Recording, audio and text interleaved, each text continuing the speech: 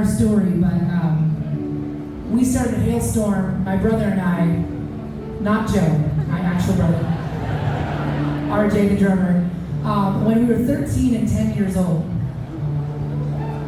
RJ was always that good on drums, that's why we started so early.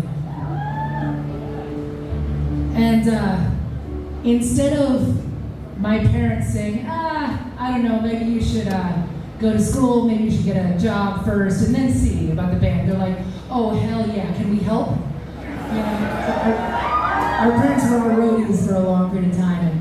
And it's funny because, you know, now my parents are getting older and they're asking a lot of dumb questions like, did we do good as parents? And I'm like, Mom, Dad, like, I am getting to live out my teenage fantasy every single night with the people I love, with my best friends. I get to travel the world. I get to be in London tonight.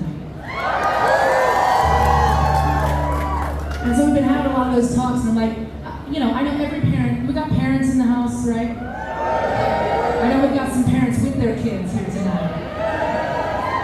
And, you know, parents make mistakes. We're only human. You know, my parents weren't perfect, you know, by any means. We've had a lot of those talks too. But if they did anything right, they didn't hold us back. They did not hold us back. And I remember one of these radio reps that one of the first guys we ever met, like in the industry, he came up to me after a show. He says, oh, you know, I saw your parents there and I was worried. I'm like, oh man, those parents are dragging their kids in the music business. And he's like, then I saw you play, and I'm like, oh no, those poor parents. Their kids are dragging them into it. But I'm so incredibly grateful to have had that kind of foundation. And I got to grow up listening to my dad's music. I listened to Black Sabbath and Skid Row and Cinderella and Led Zeppelin.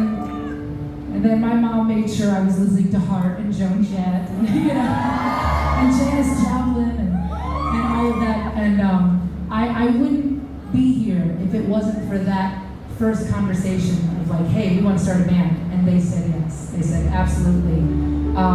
One thing that sticks with me is, I think it was my dad that said it. He's like, you know, that 9-to-5 job that you're going to hate, or the school that you could go to, that's always going to be there.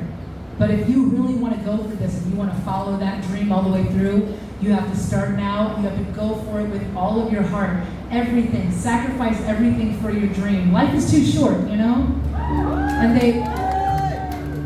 And I know they were terrified because, you know, this is the last thing that most parents want for their little girl, you know. Oh, rock band, great. You know, sex, drugs, rock and roll. There's no guarantee of success. You know, you could die doing it, actually. There's lots of people who have. But I'm just so thankful for them. And so when we were making our Into the Wildlife record, I ended up writing this song as an ode to my parents and the things that they taught me. So this is for all of the parents and the young ones in the house. This is Dear God.